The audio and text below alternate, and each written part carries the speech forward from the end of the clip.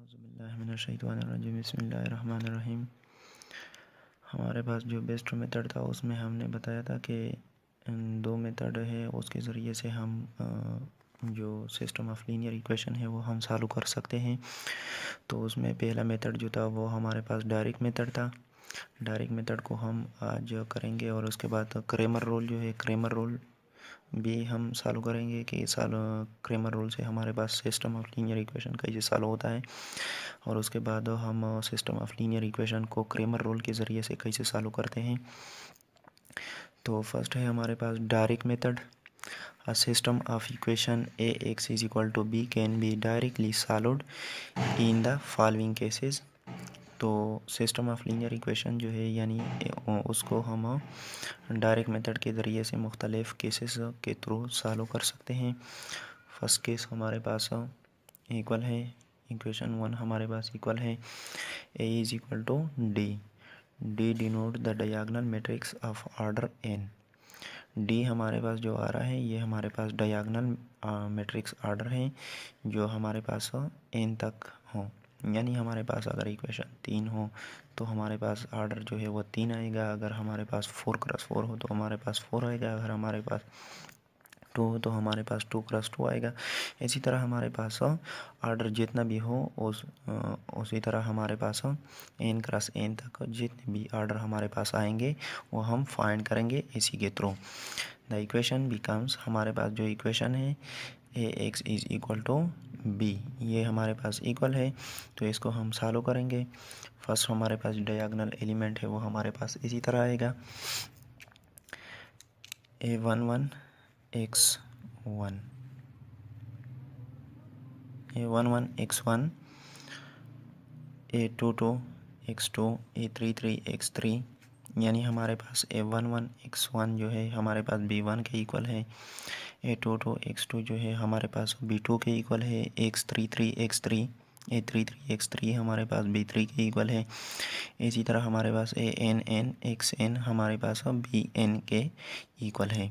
ये हमारे पास principal diagonal element जो है ये हमने लेना है और इसको हमारे पास जो b के एलिमेंट है उससे हमने वैल्यू फाइंड करने हैं। The solution is given by, हमारे पास जो सॉल्यूशन है वो हम इसी तरह लेंगे xi is equal to xi हमारे पास जो वेरिएबल आ रहा है उसको हमने फाइंड करना है a से और b से। तो हमारे पास xi is equal to bi divided by ai means हमारे पास bi बाई ai और i जो है हमारे पास 1 2 3 up to so on up to n, where ai जो है हमारे पास नॉट इक्वल टू 0 होगा। अगर हमारे पास ये 0 हो गया तो हमारे पास xi के जितने भी एलिमेंट है वो हमारे पास 0 हो जाएंगे। Where i is equal to 1 2 3 up to n। हमारे पास जो सेकेंड इक्वेशन है, सेकेंड इक्वेशन हमारे पास इसी तरह आएगा a is equal to l, where l denote the lower triangular matrix of order n। और l जो है हमारे पास लोअर ट्राइंगुलर एलिमेंट जो है ऑर्डर n के वो हमारे पास डिनोट कर रहे हैं। इन इक्वेशन बिकम्स, और हमारे पास इक्वेशन इसी तरह आएगा। यानी हम मुख्तलिफ़ तरीक़ों से एक्स एन के जो वैल्यू है वो हम फाइंड करते हैं। यानी 3-4 तरीके उसी तरह से हम एक्स के जो वैल्यू है एक्स एन के वो हम फाइंड करते हैं। तो फर्स्ट हमारे पास a11 x1 ये हमारे पास b1 के इक्वल आएगा। इसी तरह x1 एक आया, इसी तरह इसमें 2 आएंगे, इसी तरह 3 आएंगे इसमें। यानी ये हमारे पास a21 x1 plus a22 x2 is equal to b2, a31 x1 plus a32 x2 plus a33 x3 is equal to b3। इसी तरफ a41 x1 plus a42 x3 plus a43 x3 plus a44 x4 is equal to b4 up to so on. हमारे पास इसी तरह equation आएगा an1 x1 plus an2 x2 plus an3 x3 plus an4 x4 plus dash up to an xn is equal to bn। इसी तरह हमारे पास आएगा जो इक्वेशन है solving the first equation and the successfully solving second third up to so on हमारे पास इसी तरह आएगा। Note first we have find the initial point our equation is x1 is equal to b1 a1, ये हमारे पास equation A आएगा। Then we put the value of A in second condition, we get second condition x2 is equal to b2 by a2, ये हमारे पास B equation आ गया। And continues the process and we get xi is equal to bi by ai, ये हमारे पास equation सी आएगा। यानी हमारे पास इक्वेशन का जो प्रोसेस है ये इसमें ये बताया गया है कि हमारे पास जो इक्वेशन आते हैं वो इसी तरह आते हैं, इसी तरह से हम जो वैल्यू है वो फाइंड करेंगे। We have find all of values of variable by this lower triangular matrix of order n method. जो हमारे पास ये मेथड है इसके थ्रू हम ये लोअर ट्रायंगुलर मैट्रिक्स है इन मैट्रिक्स का वो हम इसी थ्रू फाइंड करेंगे। तो उसके बाद हमारे पास क्या आएगा, देन वी गेट जो हमारे पास आएगा फर्स्ट आइट्रेशन वो हमारे पास x1 is equal to b1 a11, इसी तरह x2 जो है हमारे पास आएगा b2 minus a21 x1 by a22। इसी तरह हमारे पास a3 जो है, इसी तरह हमारे पास a3 की जो वैल्यू है x3 की वैल्यू हमारे पास इक्वल है b3 minus a31 x1 minus a32 x2 by a33। इसी तरह हमारे पास जो इक्वेशन है वह इसी तरह आएंगे। तो हम इसको सॉल्व करेंगे। हमारे पास इसका जो जर्नल इक्वेशन है हमारे पास इक्वल है B N minus summation J is equal to 1 up to n minus 1 A N of J X of J by A N N. हमारे पास इसका जो जर्नल फॉर्म है वो हमारे पास इसी के इक्वल आएगा। तो ए आई यू जे जो है ये हमारे पास ज़ीरो के इक्वल नहीं आएंगे। अगर हमारे पास ये ज़ीरो आएगा तो हमारे पास जो इक्वेशन है वो हमारे पास सारा टोटली जो x के वैल्यू है वो हमारे पास ज़ीरो के इक्वल आएंगे। Since the unknown is solved by forward subtractions, जो हमारे पास इक्वेशन है वो हमारे पास फॉरवर्ड सब्स्टिट्यूशन मेथड के थ्रू हम करेंगे forward substitution. This method is called the forward substitution method. Forward means हमारे पास इसी तरह है कि हमारे पास एक इक्वेशन हमारे पास x1 का वैल्यू आया तो उससे हम x1 का वैल्यू जो है इसमें पुट करेंगे, इससे x2 का वैल्यू आएगा, इसमें हम x3 के वैल्यू पुट करेंगे x3 का वैल्यू जो है वो फाइंड करना है। तो x1 और x2 का वैल्यू जो हम इसमें पुट करें तो इससे हमारे पास x3 का वैल्यू आएगा। इसी तरह हम जब x4 के वैल्यू जो है वो फाइंड करना चाहते हैं तो x4 की वैल्यू जो है वो फाइंड करनी है। तो x1 x2 x3 की वैल्यू हमारे पास तो वही से फाइंड हो जाए तो वो उसमें पुट करेंगे तो इससे हमारे पास x4 का वैल्यू आएगा। इस जो हमारे पास फर्स्ट से सेकंड से थर्ड से fourth up to so on जो हमारे पास इसी तरह वैल्यू आएंगे। यानी हम फर्स्ट वैल्यू से दूसरा वैल्यू फाइंड करते हैं, दूसरे से तीसरा से चौथा, इसी तरह जो वैल्यू हम फाइंड करते हैं इसको हम फॉरवर्ड सब्स्टिट्यूशन मेथड कहते हैं।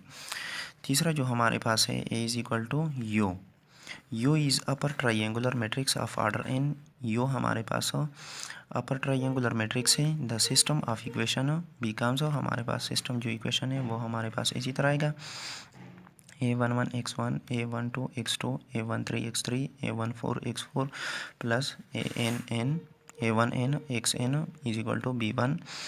इसी तरह फर्स्ट जो वैल्यू था a21 वो हम मेज करेंगे, इसको हम a22 x2 a33 x3 इसी तरह a2n xn is equal to b2। इसी तरह हमारे पास a33 x3 a34 x4 इसी तरह 3n xn is equal to b3।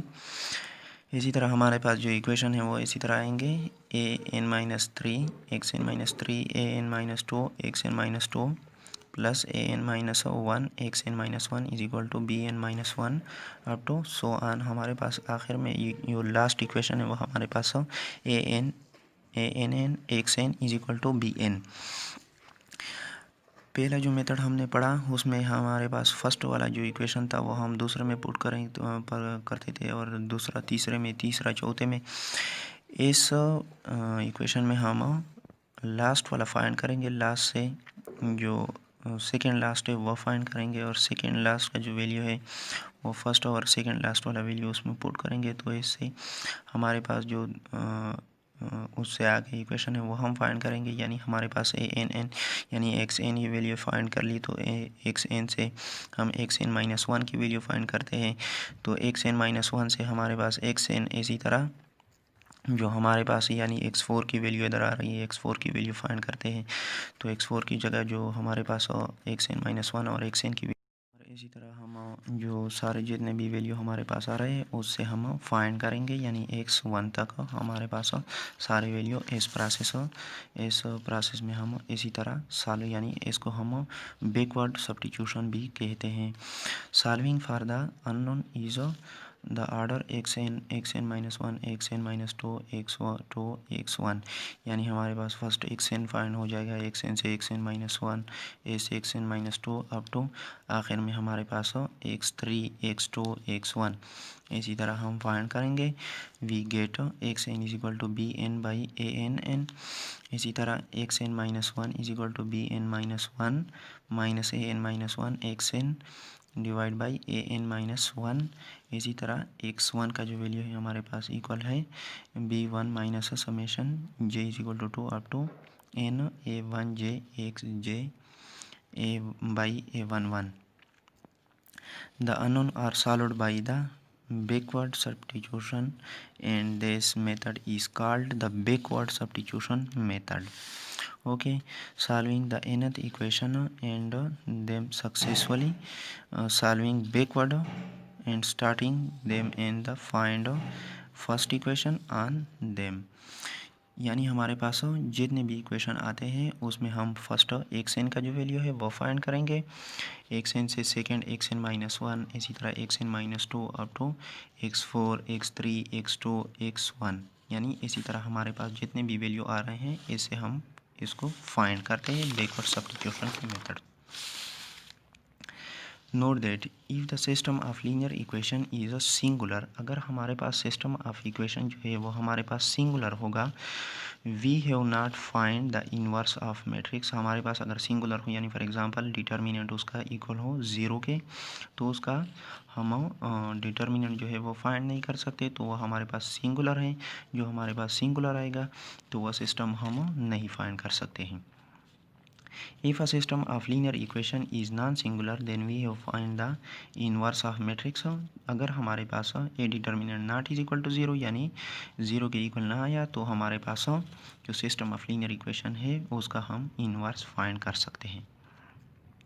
यानी क्रेमर रूल में जो हमारे पास ए इन्वर्स या बी इन्वर्स या जो भी मैट्रिक्स हमारे पास यानी हमको दिया गया हो उसका जो हम इन्वर्स फाइंड करते हैं, तो वह इन्वर्स जो है फर्स्ट जो हमारे पास डिटर्मिनेंट आता है, डिटर्मिनेंट तो हम फाइंड करते हैं। अगर डिटर्मिनेंट हमारे पास उसका 0 आया तो वह सिस्टम जो है हमारे पास सिस्टम ऑफ लीनियर इक्वेशन हमारे पास सिंगुलर होगा।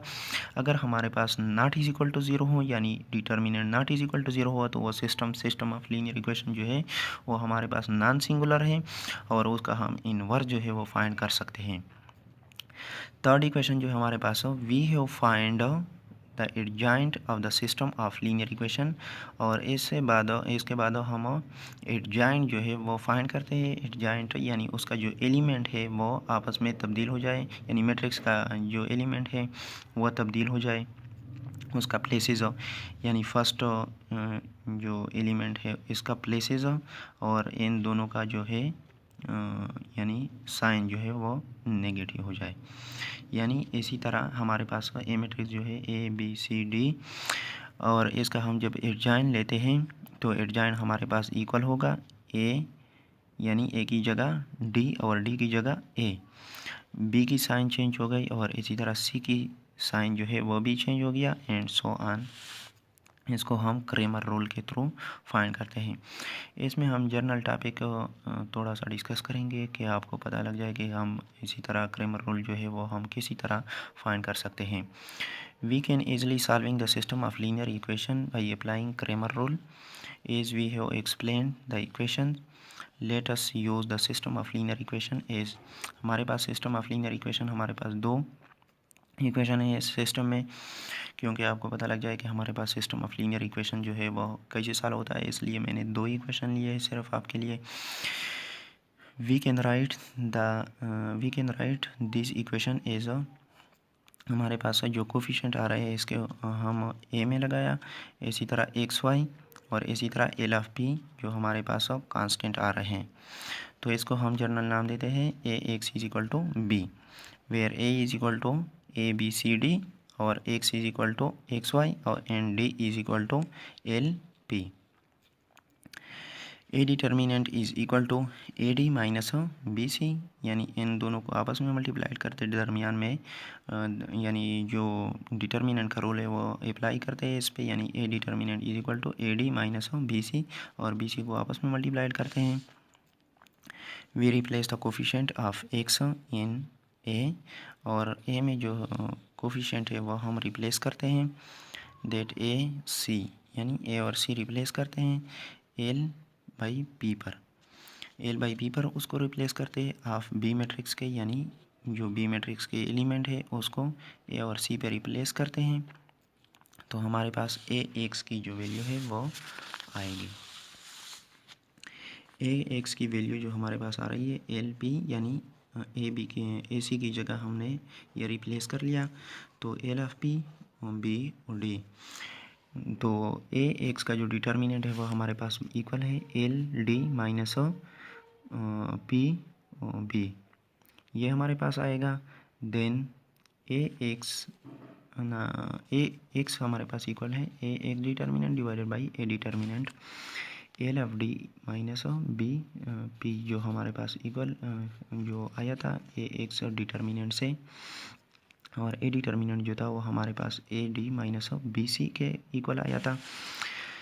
Like wise for Y we replace the coefficient Y in A, यानी हमारे पास इसी तरह जो y के लिए है, यानी ये तो हम x के लिए फाइंड कर रहे थे, इसी तरह हम y के लिए भी फाइंड करेंगे, तो हमारे पास y के जो एलिमेंट है वो भी यानी a और c खुद आएंगे, और l ऑफ p जो है ये b और d की जगह हम पुट करेंगे, यानी b के जो b मैट्रिक्स जो था हमारे पास आ रहा था वो हम इस जगह पर पुट करेंगे, तो हमारे पास A C L P, where A Y जो उसका डिटर्मिनेंट है वो हमारे पास इक्वल है A P minus L C, then Y is equal to A Y determinant divided by A determinant is equal to A P minus L C divided by A D minus B C.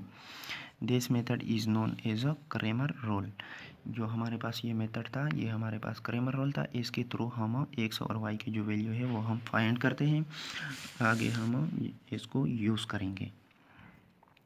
Cramer rule in order to determine the unknown X I in equation, हम X I जो value है इसमें हम find करते हैं x आई की value हम find करेंगे इस इक्वेशन से, किसके थ्रू, यानी b1 b2 b3 bn और a11 a22 a33 up to x ann, यानी ऐसे हम एक्स एन की जो वैल्यू है वो हम फाइंड करते हैं। We multiplied the equation by the coefficient ai1 i is equal to 1 2 3 up to n and add this together we get, यानी हमारे पास फर्स्ट हम जो इक्वेशन है वह हमारे पास उसकी कोफिशिएंट जो है ए आई से मल्टीप्लाइड करेंगे, और इसको हम जब टुगेदर यानी ऐड करते हैं तो हमारे पास इसी तरह इक्वेशन आएगा summation i is equal to 1 up to n a i one x1 plus summation i is equal to 2 up to n यानी हमारे पास जो इक्वेशन आ रहा है हमारे पास, इसको हम कंबाइन करेंगे तो इसी तरह हमारे पास ये इक्वेशन हमारे पास आएंगे।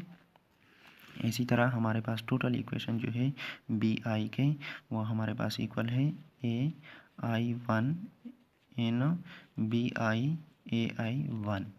तो हमारे पास इसी तरह जनरल इक्वेशन आएगा, इसको हम आगे फाइंड करेंगे।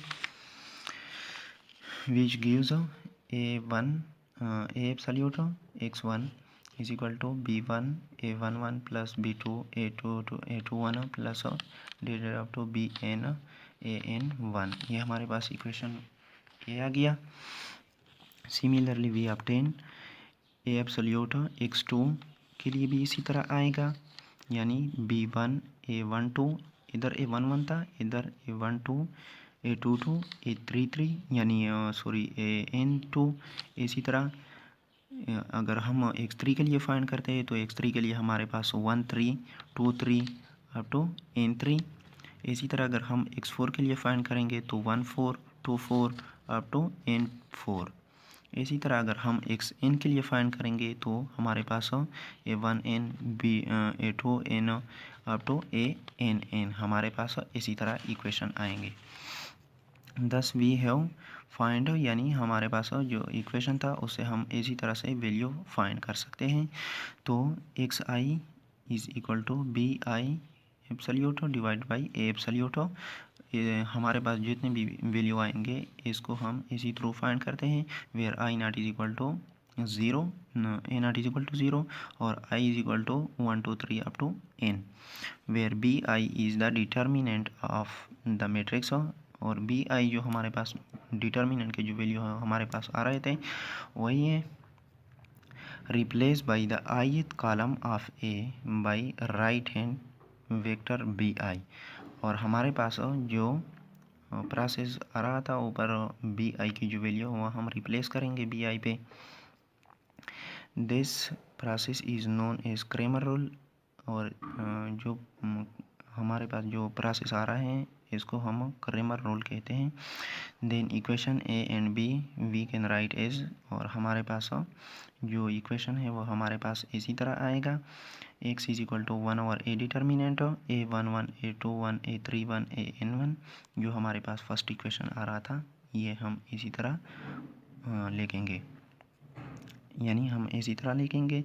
सेकेंड इक्वेशन 1 2 2 2 2 3 2 और इसी तरह N2, यानी हमारे पास जो सेकेंड इक्वेशन आ रहा था वो हम इसी तरह लिखेंगे। और इसी तरह A1n A2n A3n ANN ये हमारे पास जो इक्वेशन आ रहा है 1n 2n up to NN ये हमारे पास ये इक्वेशन आ गया। इसी तरह हमारे पास B1 B2 B3 जो हमारे पास B के वैल्यू आ रहे थे वही है हमारे पास। तो इसको हम फाइंड करते हैं इस फार्मूले के through. x is equal to 1 over A determinant adjoint of A, और x हमारे पास इक्वल है A inverse of B। A inverse हमारे पास इक्वल है हमारे पास फर्स्ट उसका जो हमारे पास मैट्रिक्स दिया गया उसका हम डिटर्मिनेंट फाइंड करते हैं, उसके बाद हम उसका एडजॉइंट लेते हैं तो उसे हम तो इसी तरह हम जो हमारे पास क्रेमर रूल है वो हम इसी तरह से फाइंड करते हैं। आगे चलते हैं उस पर कुछ एग्जांपल करते हैं और इसको देखते हैं कि हम इसको किसी तरह से सॉल्व कर सकते हैं। तो हमारे पास फर्स्ट एग्जांपल है solve the equation x1 plus 2 x2 minus x3 is equal to 2, 3x1 plus 6x2 plus x3 is equal to 1, 3x1 plus 3x2 plus 2x3 is equal to 3 by using Cramer rule. Second जो हमारे पास आया है by determining the inverse of coefficient matrix. हमारे पास जो equation है वो हमारे पास 3x3 आएगा हमारे पास इससे, यानी हमारे पास 3 इक्वेशन है तो हमारे पास मैट्रिक्स जो है वो 3x3 आएगा। तो इसको हम आगे सॉल्व करते हैं। सॉल्व गिवन दैट हमारे पास जो इक्वेशन है वो हम इसी तरह लिखेंगे by using first Cramer rule we have. हम क्रेमर रूल यूज़ करते हैं तो इसको हम जनरली यहाँ पर लिखते हैं कि हम किसी तरह अप्लाई करेंगे।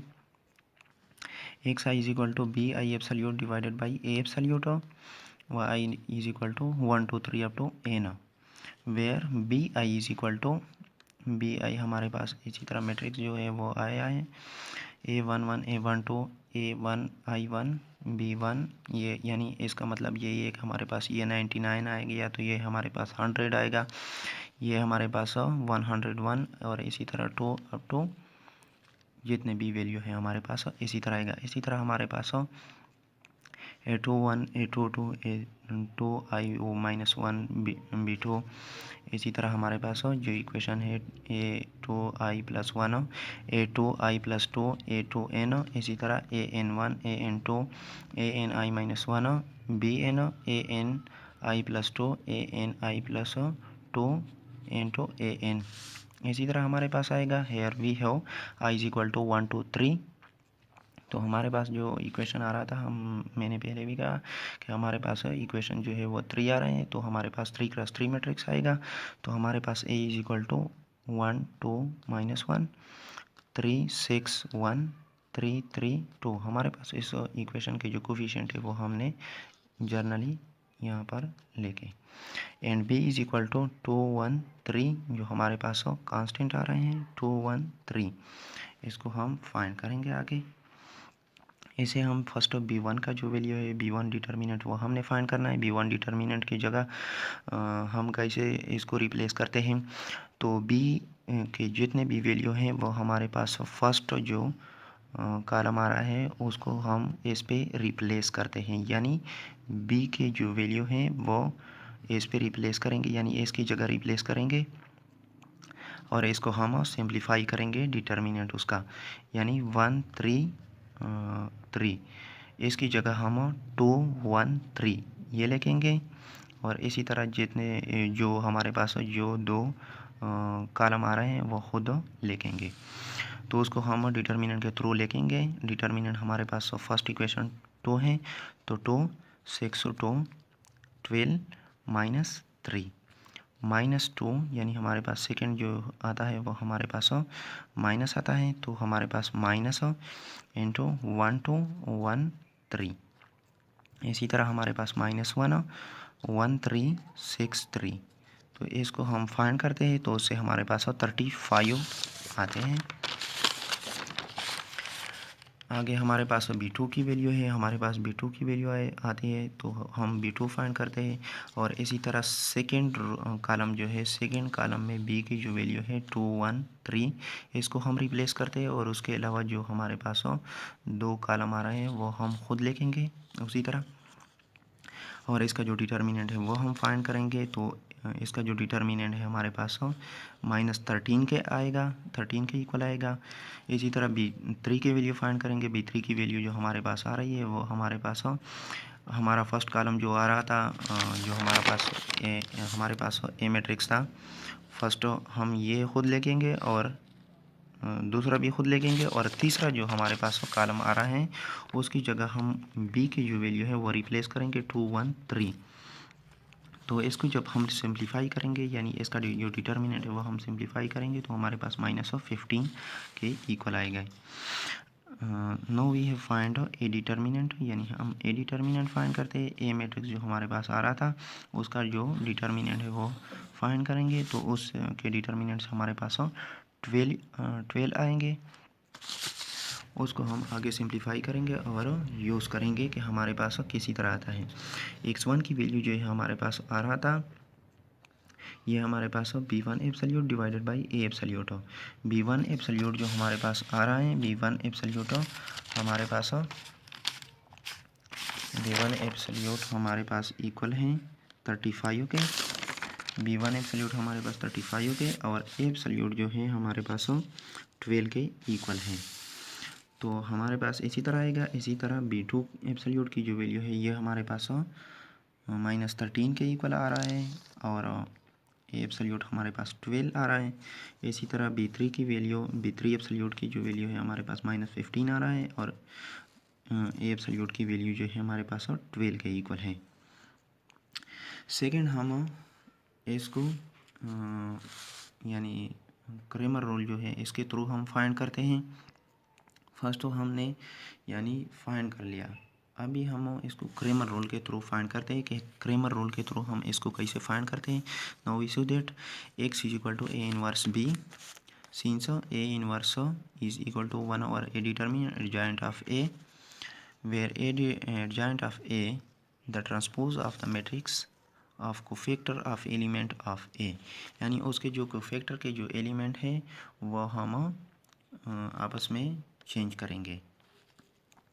The cofactor A I J is defined by -1 i plus j Mij where Mij denote the minor of the element, यानी हमारे पास जितने भी एलिमेंट आते हैं हमारे पास पॉजिटिव आता है या नेगेटिव आता है ये वैल्यू, इसके लिए हम ये प्रोसेस जो है ये यूज़ करेंगे। यानी Aij is equal to -1 i plus j Mij Aij of matrix A, the determinant of the n-1 cross n-1 सब matrix obtained by deleting in the ith row and column, यानी इसको आपको सिर्फ ये ध्यान में रखना है, लेकिन हम इसमें यूज़ नहीं करेंगे क्योंकि हमारे पास इतना बड़ा मैट्रिक्स जो है वो नहीं आता है। तो हमारे पास जस्ट 3x3 आया है तो हम इसको 3x3 के थ्रू फाइंड करते हैं। ए मैट्रिक्स हमारे पास इक्वल है इसके, यानी 1 2 -1 3 6 1 3 3 2 ये हमारे पास आया है। The cofactor of element A I J where I is equal to 1 2 3 और J is equal to 1 2 3 of the matrix A is given by, इसी तरह हम लेंगे यानी ए 1 1 इज इक्वल टू -1 1 + 1, यानी फर्स्ट हमारे पास फर्स्ट एलिमेंट है, फर्स्ट एलिमेंट का हम फाइंड करते हैं तो हमारे पास 1 + 1 आएगा m11। तो ये हमारे पास इक्वल है, ये फार्मूला हमने यूज़ करना है इधर भी। तो -1 1 + 1 इंटू डिटर्मिनेंट ऑफ 6 2 1 और 3 ये हमारे पास आ गया। तो इसको जब हम सिंप्लीफाई करेंगे तो इसका जो पावर है हमारे पास 2 है, हमारे पास -1 का जितना भी -1 -3 -5 -6 जिसका पावर भी पॉजिटिव हो तो वह नंबर हमारे पास क्या आएगा, पॉजिटिव आएगा। तो ये 1 जो है हमारे पास पॉजिटिव आएगा, यानी नेगेटिव मल्टीप्लाइड नेगेटिव हमारे पास क्या आएगा, पॉजिटिव आएगा। इसी तरह हम इस डिटर्मिनेंट को फाइंड कर दें तो उससे हमारे पास 9 आता है। इसी तरह हम a12 की वैल्यू फाइंड करते हैं, a12 की वैल्यू भी इसी तरह फाइंड करेंगे, यानी उधर हमारे पास 1 + 1 था, इधर हमारे पास सेकंड वैल्यू है तो हम इसी तरह 1 + 2 लगाते हैं और पूरा प्रोसेस जो है m12 ये भी इसी तरह लगाएंगे। इसका जो पावर है ये हमारे पास 3 आएगा और इसकी जो फर्स्ट कोफैक्टर है ये हमारे पास नेगेटिव आएगा। इसी तरह हमारे पास डिटर्मिनेंट की वैल्यू भी जो आ रही है वो 3x2 - 1 × 3, तो ये हमारे पास आ गया। ये वैल्यू जो हमारे पास आ रही थी -1 × 3 तो हमारे पास ये क्या आएगा -3। इसी तरह ये 13 की वैल्यू भी इसी तरह फाइंड करेंगे तो हमारे पास क्या आएगा -9 आएगा। 822 यानी इसी तरह सिमिलरली जितनी भी वैल्यू है वो हमारे पास सिमिलर इसी तरह आएगा, यानी 822 की वैल्यू हमारे पास 822 की वैल्यू हमारे पास जो आ रही है वो हमारे पास 5 823 इसी तरह 831 इसी तरह और 832 की और 833 की जितनी भी वैल्यू है हमारे पास इसी तरह आएंगे। और शायद एक वैल्यू में मुझसे भूल गया है 821 वो हमारे पास नहीं आ रहा है इधर, तो वो ख़ुद फाइंड करें। इसी तरह से ए 21 की जो वैल्यू है वो इसी तरह से फाइंड करें। तो हमारे पास सारी वैल्यू आ गई और इसको हम आगे उसका जो डिटर्मिनेंट है वो फाइंड करते हैं। वो मैट्रिक्स जो हमारे पास ए मैट्रिक्स आ रहा था उसकी हम डिटर्मिनेंट फाइंड करेंगे। ये मैट्रिक्स हमारे पास ये आ रहा है उसका हम डिटर्मिनेंट फाइंड करते हैं। तो डिटर्मिनेंट को इसी तरह से हम फाइंड करते हैं तो उसका जो डिटर्मिनेंट है वो हमारे पास 12 के इक्वल आएगा। दस the matrix of coefficient of elements of the matrix A is A11 A12 A13 A21 A22 A23 A31 A32 A33। तो ये हमारे पास जितनी भी वैल्यू A11 की वैल्यू जो आई है उसको अपनी जगह पे, A12 की वैल्यू अपनी जगह पे, A13 की अपनी जगह पे, इसी तरह सारी जो वैल्यू है इसको अपनी अपनी जगह पर हम पुट करते हैं। इसको हम जनरल नाम देते हैं B के। दस ए एडजॉइंट ऑफ ए जो हमारे पास आया है, the transpose of the matrix cofactor of the element of ए।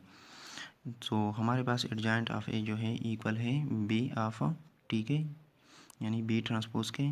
और ये हमारे पास 9 - 7 8 - 3 5 और -4 9 3 0 इसके इक्वल हमारे पास आ गए। यानी हमारे पास जो मैट्रिक्स बी आ रहा था उसका हम ट्रांसपोज लेते हैं। तो जब हम उसका ट्रांसपोज लेते हैं तो ये हमारे पास यानी कॉलम चेंज टू रो। तो हमारे पास रो जो है ये हमारे पास कॉलम में चेंज हो जाएंगे। यानी हमारे पास 9 आ रहा था, 9 खुद, और इसी तरह -3 जो है ये इधर आएगा सेकंड, और इसी तरह -9 जो है ये हमारे पास इधर आएगा। इसी तरह जितने भी वैल्यू है हमारे पास सारे इसी तरह आएंगे। तो इसको हम सिंप्लीफाई करते हैं, उसका इन्वर्स लेते हैं। A inverse is equal to 1 और A determinant dot adjoint of A. इसको हम क्रेमर रूल उस पर अप्लाई करते हैं अभी। तो Cramer rule 1 over A determinant की जो वैल्यू थी 1/12 आ गई, और इसी तरह एडजॉइंट की जो वैल्यू थे वो हमारे पास इसी तरह आ रहे हैं। यानी 9 - 7 8, यानी इसका जो हमने ट्रांसपोज लिया उसको हम एडजॉइंट ऑफ ए वाला वैल्यू जो है वो इधर पुट करेंगे। तो ये हमारे पास इसी तरह आएंगे। Hence x is equal to A inverse B, और हमारे पास x जो है ए इनवर्स बी के इक्वल है। x हमारे पास इक्वल है x1 x2 x3 के, और इसी तरह 1/12, और इसी तरह हमारे पास एडजॉइंट ऑफ ए के जो वैल्यू थे वो हमारे पास इसी तरह आएंगे। और बी के वैल्यू जो थे, बी के वैल्यू हमारे पास जो हमने फर्स्ट बी के वैल्यू हमारे पास जो आ रहे थे वही हम इधर पुट करेंगे। यानी बी की जो वैल्यू हमारे पास आ रहे थे, बी के वैल्यू हमारे पास 2 1 3 ये हमारे पास आ रहे थे। तो इसको हम पुट करते हैं इधर, ये हमारे पास आ गए। तो इसको हम इससे मल्टीप्लाइड करते हैं, यानी 2 + 9 2 × 9 माइनस से प्लस -7 × 1 प्लस 8 × 3। यानी इसी तरह फर्स्ट रो को जो है इसी तरह मल्टीप्लाइड किया, सेकेंड रो को भी इसी तरह सारे के साथ मल्टीप्लाइड करके और एडिशन। इसी तरह थर्ड रो को भी इसी तरह मल्टीप्लाइड करते हैं इस बी वाले वैल्यू से। तो हमारे पास क्या आएगा 9 × 2 प्लस -7 × 1 प्लस 8 × 3। ये हमारे पास फर्स्ट रो से आ गया। इसी तरह हमारे पास सेकेंड रो से भी इसी तरह वैल्यू आएंगे। यानी हमारे पास तो इसी तरह इससे भी इसी तरह वैल्यू आएंगे 3 × 2 प्लस 5 × 1 प्लस 4 × 3। इसी तरह थर्ड से भी इसी तरह वैल्यू आएंगे। तो इसको हम सिंप्लीफाई करेंगे, यानी इसको हम सॉल्व करेंगे। तो इससे हमारे पास इसी तरह वैल्यू आते हैं 35 - 13 15। और इस हमारे पास जो इसका कोफैक्टर था वो हमारे पास इसी तरह आएगा 1/12। 1/12 जो हमारे पास 1 ओवर ए डिटर्मिनेंट की जो वैल्यू थी वही हमारे पास आ रही है 1/12। इसको हम सिंप्लीफाई करेंगे। फर्स्ट 1/12 जो है इसके साथ मल्टीप्लाई करेंगे, सेकेंड 13 के साथ, और थर्ड -15 के साथ मल्टीप्लाई करेंगे। तो ऐसे हमारे पास x1 x2 और x3 की जो वैल्यू है वो हमारे पास फाइंड हो जाएंगे। तो हमारे पास जो इक्वेशन है यानी क्रेमर रूल का, और फर्स्ट हमारे पास जो इक्वेशन आ रहा था उसका और इन्वर्स, यानी दोनों का हमारे पास इक्वेशन क्या आ रहा है इक्वल आ रहा है। यानी उससे भी हमारे पास यही वैल्यू आ रहे थे, और क्रेमर रूल से भी हमारे पास यही वैल्यू आ रहे हैं। यानी हमारे पास जो प्रोसेस है वो हमारा ठीक है।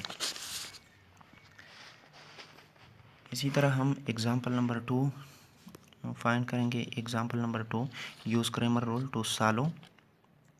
हमारे पास इक्वेशन जो है x1 plus 2x2 plus is equal to 6 minus 3x1 plus 4x2 plus 6x3 is equal to 30 minus x minus 2x2 plus 3x3 is equal to 8। इसको हम क्रेमर रूल के थ्रू हम यूज़ करते हैं, यानी क्रेमर रूल के through हम इसको फाइंड करते हैं। फर्स्ट हम इसका जो कोफिशिएंट है वही पुट करते हैं। तो हमारे पास x1 का जो कोफिशिएंट है वो हमारे पास 1 है। इधर हमारे पास x2 की जो वैल्यू है वो हमारे पास मिसिंग है, नहीं आ रही है इस इक्वेशन में, तो हम 0 पुट करते हैं। और x3 की जो वैल्यू है वो हमारे पास 2। इसी तरह इसके भी वैल्यू पुट करेंगे सेकेंड इक्वेशन के, और थर्ड इक्वेशन के भी इसी तरह पुट करेंगे। और इसी तरह कांस्टेंट की जो वैल्यू है वो हमारे पास 6, 30 और 8 है, वह भी बी मैट्रिक्स में हम पुट करते हैं। We know that x I is equal to B i determinant by A determinant where I is equal to 1 to 3। हमारे पास इक्वेशन 3x3 है, तो हमारे पास आई जो है हमारे पास 3 आएगा। इज द क्रेमर रूल, ये हमारे पास क्रेमर रूल है, where B I absolute is the determinant of the matrix obtained by replacing the ith column of the matrix A. यानी हमारे पास बी के जो वैल्यू है वो हमारे पास फर्स्ट एस पे रिप्लेस करेंगे, सेकंड एस पे रिप्लेस करेंगे और तीसरा एस पे, यानी जो हमारे पास ये वैल्यू आएंगे इसको हम फर्स्ट एस पे रिप्लेस करेंगे, सेकंड एस पे रिप्लेस करेंगे ये वैल्यू, और तीसरे एस थर्ड कॉलम जो है इस पे रिप्लेस करेंगे। तो हमारे पास जो एलिमेंट है बी की वो ही हमारे पास आएंगे, यानी b1 एब्सोल्यूट की वैल्यू, b2 एब्सोल्यूट की, b3 एब्सोल्यूट की वैल्यू हमारे पास इसी तरह आएंगे। तो हमारे पास b1 एब्सोल्यूट जो है हमारे पास इक्वल है 638, यानी फर्स्ट पे हमने रिप्लेस किया, और दूसरे दो जो बाकी दो कॉलम है हमारे पास वही खुद आएंगे, और इसको हम फाइंड करते हैं यानी सॉल्व करते हैं। तो हमारे पास 6 4 3 6 माइनस 2 माइनस ज़ीरो इंटू 33 6 8, यह हमारे पास आएगा प्लस 2, और इसी तरह हमारे पास 30 माइनस 2 4 8, ये हमारे पास आएगा। तो इसको जब हम सिंप्लीफाई करेंगे तो इससे हमारे पास -40 आएगा। सिमिलर इसी तरह से हम जो b2 की वैल्यू है, b2 की वैल्यू हमारे पास इसी तरह b2 एब्सोल्यूट की वैल्यू जो हमारे पास आ रही है वो इसी तरह आएंगे कि हमारे पास फर्स्ट जो है 1 -3 1 ये खुद आएगा, और दूसरे कॉलम जो है दूसरे कॉलम की जगह हम 6 30 और 8 जो बी की वैल्यू आ रहे हैं वो हम रिप्लेस करेंगे, और तीसरा कॉलम जो है ये खुद आएंगे।